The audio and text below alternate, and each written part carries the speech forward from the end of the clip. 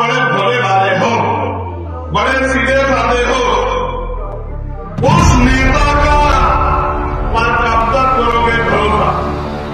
उस नेता पर कब तक करोगे भरोसा जो जालिम को बताता है गरीबों का मसीहा? समझे नहीं समझे? माननीय चंद्रशेखर आजाद जी को तो मैं अपना आदर्श नेता मानता हूं और मैं एक बड़ी खुशनसीबी समझता हूं कि हमारे पिताजी ने बसपा के साथ बहुत समय तक काम किया, लेकिन मेरी खुशनसीबी है कि मैं अपने राष्ट्रीय अध्यक्ष जी से बहुत बार मिला हूं और उनके साथ मिलने का मुझे सौभाग्य मिला है। तो यहाँ की जब वो मेरठ में जो तैयारियां हो रही हैं तो मैं तो बड़े हर्षोल्लास की तरह एक मान लो कि जब चंद्रशेखर भाई मेरठ में या इस हमारे क्षेत्र में आते हैं तो हम एक खुशी त्यौहार फेस्टिवल की तरह बनाते हैं और बड़ी ही जोर शोर से तैयारी चल रही है। पूरा काम बिल्कुल शर्म पे है और पूरा ऑटो भी अब तैयार हो गया है। अब तो भाई का आने का इंतजार है और उस इंतजार में भाई के प्रति लोगों का लगाव इतना है कि हजारों की तादाद में यहाँ पब्लिक पहुंचने का काम करेगी, भाई को सुनने के वजह विचारों को सुनने का काम करेगी। जी, तो कल मिलते हैं, फिर वहीं कल मिलते हैं भाई के साथ से है जो एक करोड़ी और श्री राम का एक विवाद हुआ था, वही गांव जो जिसको श्री राम जी का गांव था वही मेरा गांव है। जी जी जी। और श्री राम जी आज के समय में जेल में है, तो उनकी जो भी चीजें हैं वो उस समय जो भी रही होंगी, मैं तो बहुत छोटा था तो मुझे उसकी ज्यादा जानकारी है नहीं। और जिनके राज में 2018 में हमारे लोगों को पीट कर लाते मार कर जेल में बंद कर दिया गया और राम सिंह के आंदोलन में माथे पर सर पे गोली चला के मुस्लिम भाइयों का नरसंहार किया गया, उस सरकार को कहते हैं कि बहुत बहुत धन्यवाद।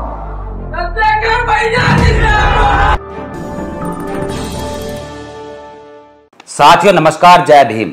मैं उमेश करुणा और आप देख रहे हैं बहुजन हलचल। आज हमारे साथ है खास मेहमान डॉक्टर सौरभ गौतम, यूथ जिला अध्यक्ष आजाद समाज पार्टी मेरठ और हाल फिलहाल में यह भावी प्रत्याशी है जिला पंचायत सदस्य हस्तिनापुर विधानसभा वार्ड नंबर 1 से। वह हस्तिनापुर जो कि उत्तर प्रदेश की राजनीति में एक बहुत बड़ी भूमिका निभाता है। कहते हैं कि हस्तिनापुर से जिस पार्टी का विधायक बन जाता है उसी की सरकार होती है, आज तक ऐसे इतिहास में माना गया है। जी बिल्कुल। और आज के समय में हस्तिनापुर की यदि हम स्थिति की बात करें, अभी बाढ़ भी आई थी जी, और जो मंत्री हैं वहाँ के उनके ऊपर भी सवाल खड़े किए गए थे। विस्तार से हम बात करेंगे जी। सबसे पहले डॉक्टर साहब आपका बहुजन हलचल में बहुत बहुत स्वागत। बहुत बहुत धन्यवाद जी। हम शुरू करते हैं बात कि आज़ाद समाज पार्टी से आप यूथ जिला अध्यक्ष हैं जी, और आज़ाद समाज पार्टी की इस समय जो युवाओं के अंदर एक क्रेज भी है, क्योंकि चंद्रशेखर भाई का जो आज के समय में युवाओं के अंदर एक बहुत बड़ा जो क्रेज देखा जा रहा है, उस चीज़ को देखकर लगता है कि जिला पंचायत सदस्य आप जीते हुए हो, जो कि हमें लगता है क्योंकि उधर से आवाज़ भी आ रही है जी। हस्तिनापुर में हमने दौरा किया था कि डॉक्टर सौरभ आज़ाद समाज पार्टी से यदि चुनाव लड़ते हैं तो वह ये समझ लो कि जीत जाएंगे। मैं इसमें कुछ चीज़ें आपको बताना चाहता हूँ क्योंकि मेरा जो क्षेत्र है ना वो हस्तिनापुर विधानसभा का ही क्षेत्र है। मेरा एक छोटा सा गांव है, ग्राम किशोरपुर का रहने वाला हूँ मैं, और मैंने ये बड़ी नज़दीकी से देखा है जी, क्योंकि बाढ़ पीड़ित की स्थिति हमारे यहाँ कोई रोजगार का ऐसा कोई साधन तो है नहीं कि वहाँ पे कोई फैक्ट्रियाँ हैं जी। वहाँ रोज़मर्रा की जो ज़िंदगी है वो खेती के साथ हम अपना जीवन यापन करते हैं और साल साल भर में हमें इतना नुकसान हो जाता है, हम खेती करने के साथ साथ हमारी खेतों में पानी और बाढ़ की वजह से सारी खेती नष्ट हो जाती है। तो मैं वहीं पला बड़ा हुआ हूँ और स्थिति को देखते हुए मैं समझता हूँ कि वहाँ की स्थिति जैसी रही है उसे बदलने के लिए कोई अपना ही आदमी उसे बदल सकता है जिसने उस सब चीज़ों को, मुसीबतों को देखा हो। बिल्कुल बिल्कुल। बाढ़ पीड़ितों में मैं आपको बता दूं वहाँ खाना बनाने की सुविधाएं बड़ी दिक्कत हो जाती है लोगों के साथ साथ। हम बुग्गी पे बैठ के खाना बनाते थे। एक बार बाढ़ पीड़ित की दिक्कत हुई, बरसात में ज़्यादा पानी हुआ और बाढ़ का इतना पानी हो गया कि बाढ़ में हमारे ना पेट से भी ज़्यादा पानी था, तो हमने बुग्गियों पर चूल्हा रखे खाना बनाया, तो बड़ी स्थिति बड़ी ख़राब रही है। पशुओं के लिए बड़ी दिक्कत हो जाती है, चारा लाने की समस्या बहुत हो जाती है। तो वहाँ का जीवन हमारा बिल्कुल ऐसा है कि जैसे एक जीव की तरह जिया जाता है जी। तो इस चीज़ को अपना ही आदमी कोई महसूस कर सकता है कि जो आदमी इसके लिए कर सकता है वो अपना ही आदमी जो क्षेत्र का रहने वाला हो वो उसी के बारे में जान सकता है। हाँ डॉक्टर साहब, आपने अभी जिक्र किया है किशोरपुर जी। शायद किशोरपुर के नाम पर हमें याद आ रहा है कि एक किशोरपुर के श्री राम जो कि आज जेल में, शायद किशोरपुर से है वह भी हाँ, वो भी किशोरपुर से है। जो एक करोड़ी और श्री राम का एक विवाद हुआ था, वही गांव जो श्री राम जी का गांव था, वही मेरा गांव है। जी जी जी। और श्री राम जी आज के समय में जेल में है।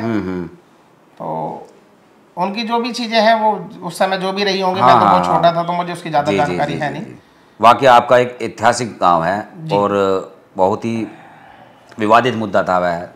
खैर उस बात पर नहीं हम चर्चा करेंगे, लेकिन आज के समय में जो हम देख रहे हैं कि हस्तिनापुर में इस वक्त सरगर्मियाँ बहुत तेज़ी से चल रही है, विधानसभा चुनाव को लेकर और जिला पंचायत चुनाव को भी लेकर। कुछ लोग कह रहे हैं कि समाजवादी पार्टी या बहुजन समाज पार्टी इस समय जो है चुनाव फंसता हुआ दिखाई दे रहा है। मैं बताना चाहूँ आपको कि जो हमारा जो जिला पंचायत का चुनाव है, हमारी बेल्ट पे ज़्यादातर एससी लोग हैं जी, बहुजन लोग हैं, और एससी सीट होती है और एससी सीट का तो वो विधानसभा में होती है, विधानसभा में, है ना। मैं आपको बता दूं कि बहुजन समाज की वो सबसे बड़ी बेल्ट है, वहाँ पर लोग भी हमारे लगभग 90% जो है वो बहुजन समाज के हैं। लेकिन बहुजन समाज के साथ अगर किसी ने समझौता किया है तो वो समाजवादी पार्टी ने कभी भला करने का काम नहीं किया जी। ये बाबा साहब मान्यवर काशीराम साहब की अब बात कर रहे हैं कि अब विचार जो चल रहे हैं, लेकिन आप इस चीज़ को जानते हैं कि मान्यवर काशीराम साहब ने जिन जिलों को बदलने का काम किया था, जब इनकी सरकार 2007 में बनी थी, तो उस समय इनको बदलने का काम सबसे पहले अखिलेश ने खत्म करने का काम किया। जी जी जी। मान्यवर काशीराम साहब के नाम से काशीराम आवास बने थे, उन्हें बदलने का काम क्या नाम इन्होंने किया है। तो समाजवादी का भी विचारक हो ही नहीं सकती, और समाजवादी का कोई हमारे से कोई ऐसा वहाँ कोई ऐसा वर्चस्व है नहीं कि समाजवादी का कोई ऐसा स्तर हो, तो समाजवादी कहीं सामने दिखाई देती है नहीं जी। तो आपका जो जिला पंचायत क्षेत्र है वहाँ पर हमने भी दौरा किया, काफ़ी विकास जी होना जरूरी है वहाँ पर। तो इस चीज़ को देखते मतलब आपका एक तरह से भावी प्रत्याशी आप डन हैं? जी बिल्कुल, चुनाव बिल्कुल 100% आप लड़ेंगे वहाँ? बिल्कुल लड़ेंगे जी। अगर पार्टी हमें पूरी उम्मीद के साथ चुनाव लड़ाना चाहती है और वहाँ एससी या जनरल सीट होगी तो मैं चुनाव लड़ने के लिए पूर्ण तरीके से तैयार हूँ जी। और दूसरी बात यह भी है कि आप वहाँ के जो है क्षेत्रीय निवासी है, बिल्कुल, पैतृक गांव आपका किशोरपुर है, बिल्कुल जी, और आपने सब कुछ वहाँ देखा भी है, बिल्कुल। तो ऐसे में वहाँ की जो जनता है वह भी चाहेगी कि चाहती भी है कि वहीं का जो क्षेत्रीय निवासी होता है उसी को जिताया जाए, क्योंकि वही दुख दर्द समझता है और वही हमेशा काम आता है। तो इस चीज़ को देखते जो आपने डिसीजन लिया है अपने ही पैतृक जो क्षेत्र है वहाँ से चुनाव लड़ने का, बहुत अच्छा डिसीजन है आपका ये, जो हमें लगता है। मेरा पूरा ग्राम समाज चाहता था कि मैं वहाँ पर चुनाव की तैयारी करूँ, क्योंकि मैंने है ना अपने गांव क्षेत्र में अपने ही एक स्कूल को बनवा के खड़ा किया है, और उस स्कूल में लोगों के भविष्य की ऐसी ऐसी चीज़ें हैं जो भविष्य उनका तैयार हो रहा है, जो आज हमने जिन्हें युवा कहते हैं, तो वो IAS PCS की जो लोग तैयारी कर रहे हैं तो वो भविष्य तैयार हो रहा है जी। तो ये फर्स्ट टाइम आप चुनाव लड़ेंगे? पहली बार चुनाव लड़ेंगे जी। और आप डॉक्टर भी हो पेशे से? मैं पैसे से डॉक्टर हूँ, बिल्कुल जी।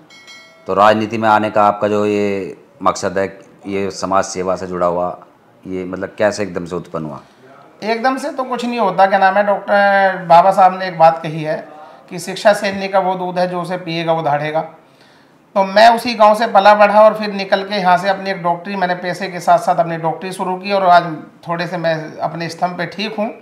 और जब मैं मानवता के साथ साथ जब मैंने डॉक्टरी का पेशा शुरू किया तो मैं मानता हूँ कि लोगों की सेवा जब करते हैं और उनका जीवन बदलता है या वो ठीक होकर घर जाते हैं तो उनकी आत्माओं को शांति मिलती है, और वे बड़ी आत्मा के साथ हमें विश्वास दिलाते हैं कि आपका जीवन बड़ा ही सौभाग्यशाली रहेगा। तो समाज सेवा के साथ समाज सेवा करने का मेरा मकसद रहता है कि जहाँ समाज के हित की बात होगी तो वहाँ समाज का काम करना चाहिए जी। और इसलिए आपने विकल्प जो है राजनीति, तो इसलिए बिल्कुल डिसाइड किया, क्योंकि और एक विकल्प मेरा बिल्कुल अपने क्षेत्र से जुड़ा हुआ है कि मेरे क्षेत्र का कभी भविष्य जितना खराब है शायद उसे बदलने के लिए राजनीति में सक्रिय होना जरूरी रहेगा। वैसे तो मैं किसी की इतनी मदद नहीं कर पा रहा हूँ, लेकिन जब हमारे साथ में कुछ चीज़ें होंगी तो हम अपने परिवार को, अपने क्षेत्र को बदलने का काम जरूर करेंगे जी। तो आपके क्षेत्र में कितने गाँव आते हैं लगभग? मेरी जो क्षेत्र पंचायत है उसमें 26 गाँव हैं। 26 गाँव है। आपका किशोरपुर भी उसी में है? गांव तो ज़्यादा है, क्षेत्र पंचायत मेरे जो ग्राम प्रधान लगते हैं, मतलब पंचायत जो लगेंगे वो 26 हैं जी। हाँ, गांव तो लगभग 40-42 गांव हैं, छोटे छोटे जो के साथ जो हमारे लगते हैं ना। हाँ, मतलब 40-42 गांव हैं। हाँ, वार्ड नंबर 1 में? Ward number 1। तो ये स्टार्ट कहाँ से हो जाते हैं अगर हम इसका? ये जलालपुर से शुरू होता है, जलालपुर जोरा गाँव है मेरे बिल्कुल निकट, राइट हैंड की तरफ, बीच में मेरा गाँव पड़ता है किशोरपुर, और फिर इससे आगे की तरफ चले जाते हैं तो निकलते हुए मखदूमपुर, फिर उसके बाद बस्तौरा, दूधली, चेतावाला और चामरोद, लतीफपुर, भीकुंड, वो एक भीकुंड वो भी है जहाँ पर एक पुल बना था और आज तक उस पुल को कभी पूर्ण तरीके से सक्रिय नहीं हो पाया। जी जी। वो बार बार टूट जाता है तो लोग उसकी वजह से बड़े परेशान होते हैं। तो ये पूरा क्षेत्र रामबाग तक लगा हुआ है, तो पूरी मेहनत कर रहे हैं उसमें और पूरा उम्मीद करते हैं कि आप सब इन मेरे जो महान जनता आपके चैनल के माध्यम से जो भी देख रहे हैं और इन सब का आशीर्वाद रहेगा तो इन्हें विश्वास दिलाने का काम भी करूँगा कि मैं इनके लिए खरा उतरूँगा और ये मुझे आप सभी आशीर्वाद बनाए रखेंगे तो मैं कुछ नया करने का काम करूँगा। जी हाँ सौरभ, जैसे आप ये जिला पंचायत की तैयारी कर रहे हो जी, कभी ख्याल आया आपका कि इससे भी ऊपर यानी विधानसभा में या लोकसभा में भविष्य में कभी? देखो सोचना तो बहुत बड़ी बात है, सोचना जब तक सपने नहीं होंगे तब तक चीज़ें साकार नहीं होंगी। मैं मानता हूं कि आज अगर हम अपना एक कदम पहली बार रखे हैं, कभी हमारे पिताजी ने कभी ग्राम प्रधान का चुनाव भी नहीं लड़ा जी, तो हम तो सक्रिय हुए हैं और पार्टी के लिए और हम अपने समाज के लिए बड़े हितैषी हैं कि अगर किसी भी गरीब समाज, गरीब वंचित समाज, किसान गरीबों की कहीं भी किसी बेटी की शादी की ज़रूरत है या किसी भी कोई ऐसा समाज का कोई काम है जो सामाजिक होता है तो उसमें मदद करना और उनकी भावनाओं को समझने का काम मेरा अपना है। जी, बहुत अच्छा। तो मैं मानता हूँ कि अगर ये सब मौका जनता देगी तो आगे ईश्वर ने आशीर्वाद होगा तो देखेंगे, आगे तैयारी करेंगे। जी, बहुत अच्छा आपका जो डिसीजन है, सराहना करते हैं हम इसकी। और दूसरा जैसे कल जी 16 अक्टूबर है जी और मेरठ दौरे पर सांसद चंद्रशेखर आज़ाद है जी जी, CCS यूनिवर्सिटी सुभाष चंद्र बोस बिल्कुल बिल्कुल उसमें आ रहे हैं वो हैं, जी। तो क्या तैयारी है उसमें कल? माननीय चंद्रशेखर आज़ाद जी को तो मैं अपना आदर्श नेता मानता हूं और मैं एक बड़ी खुशनसीबी समझता हूं कि हमारे पिताजी ने बसपा के साथ बहुत समय तक काम किया, लेकिन मेरी खुशनसीबी है कि मैं अपने राष्ट्रीय अध्यक्ष जी से बहुत बार मिला हूं और उनके साथ मिलने का मुझे सौभाग्य मिला है। तो यहाँ की जब वो मेरठ में जो तैयारियाँ हो रही हैं तो मैं तो बड़े हर्षोल्लास की तरह, एक मान लो कि जब चंद्रशेखर भाई मेरठ में या इस हमारे क्षेत्र में आते हैं तो हम एक खुशी त्यौहार फेस्टिवल की तरह बनाते हैं और बड़ी ही ज़ोर शोर से तैयारी चल रही है। पूरा काम बिल्कुल चरम पे है और पूरा ऑडिटोरियम तैयार हो गया है। अब तो आप भाई के आने का इंतज़ार है और उस इंतज़ार में भाई के प्रति लोगों का लगाव इतना है कि हज़ारों की तादाद में यहाँ पब्लिक पहुँचने का काम करेगी, भाई को सुनने के ओजस्वी विचारों को सुनने का काम करेगी। जी, तो कल मिलते हैं फिर वहीं? कल मिलते हैं भाई के साथ। हाँ। एक मैं भाई के नाम से एक शायरी के माध्यम से कहना चाहूँगा, काशी तेरा सपना अधूरा और 2027 में माननीय चंद्रशेखर आज़ाद करेंगे इसे पूरा। तो जय भीम भाई, मिलते हैं कल। जी चलो, धन्यवाद। आपको बहुत बहुत बधाई और बहुत बहुत गुड लक हो आपका कि आप जो तैयारी कर रहे हैं, आपकी विजय हम चाहते हैं कि वह मतलब होकर रहे।